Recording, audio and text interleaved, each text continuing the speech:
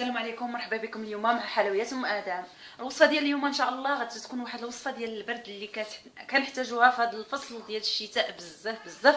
وصراحه كنعياو بدوايا الطبيب ولكن ما كينفعوناش وما كاينش ما احسن من هاد المكونات اللي كنديروهم بيدنا، اللي صراحه هادو مجربين واحد المهم زوينين كيصلحوا الكحه، راه معقمين. راه هاد البصله راها بحال السيرو اللي كيتخلط، راها بحالو.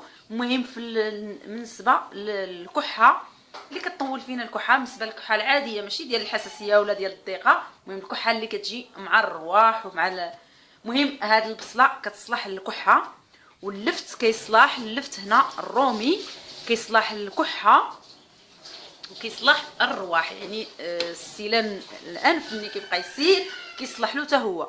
ولكن غادي تتبعوا معايا شنو غادي نضيف معاه هاد البصله وهاد اللفت، يعني هاد البصله وهاد اللفت.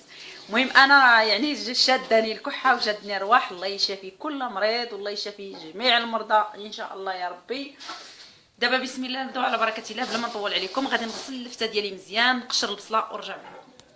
بالنسبه لللفت ماشي كنقبضوا يعني ونقشروه هكذا، لا كنديرو غير هكذا وكنغسلوه مزيان. انا كنت غسلها المره الاولى وعاودت له المره الجوجه. دابا غادي نحتاجو الحكاكه. بالنسبه كاين اللي كيخويه يعني من الوسط، يعني حتى هذه طريقه، ولكن كتاخذ لك 4 سوايع وهو كيطلق لك هذاك السيرو. انا غادي تتبعوا معايا كيفاش غندير. دابا غادي نبداو باللفت ديالنا، غادي نحكوه في الحكاكه جيدا هكذا، في الحكاكه الرقيقه هكذا. غادي تتبعوا معايا باش تطلق لنا. دابا بعد ما حكيت اللفت ديالي غادي نحتاجو البصله اللي كتكون حمراء، حتى هي نحكوها في الحكاكه الرقيقه. دابا كيف كتشوفوا حكينا البصله ديالنا واللفت ديالنا كيف كتشوفوا.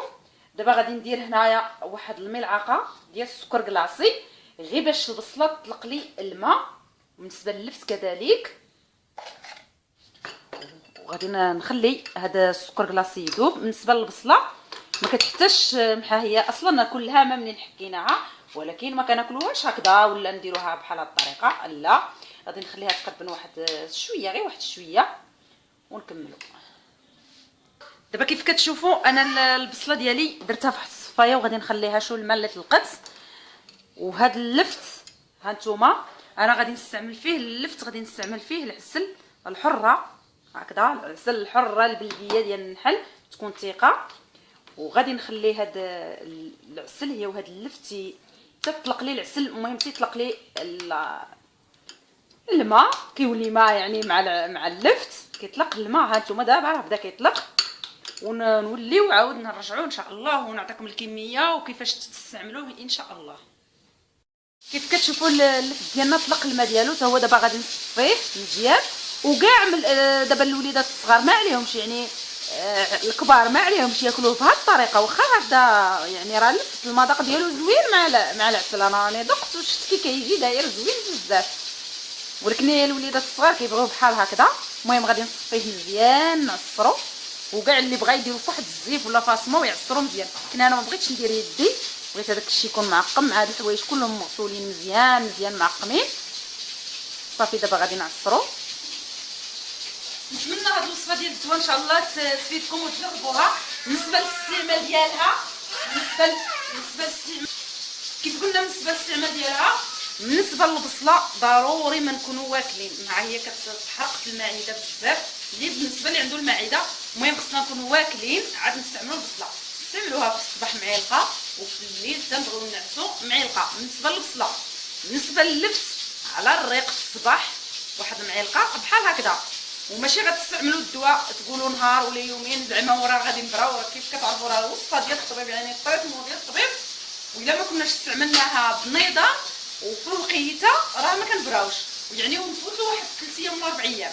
المهم بالنسبه لللفت معلقه في الصباح ومعلقه في العشيه، الثانيه اللي شربتوها على الريق وتا الوليدات الصغار. يعني اللفت نعطيوه حتى الوليدات الصغار. البصله شويه قاصحه على الوليدات الصغار، يعني فوق 5 سنين تقدروا تعطيوها لهم، ولكن من تحت 5 سنين ما تعطيوها لهمش. بالنسبه للبصله، بالنسبه لللفت تقدروا تعطيوها للوليد معلقه هكذا صغيره، ما عليه حتى شي حاجه. المهم كتعاونوا في الرواح، كتعاونوا في الكحه، يعني كيف كنعرفوا راه دوايه الطبيب راه كتمرض، يعني ماشي دابا كنراعي دابا. المهم ما كتبقاش المناعه بزاف الحوايج. احسن حاجه نديرو بحال هاد الوصفات اللي هي طبيعيه، العسل طبيعي، البصله اللف طبيعيين وموجودين في كل بيت.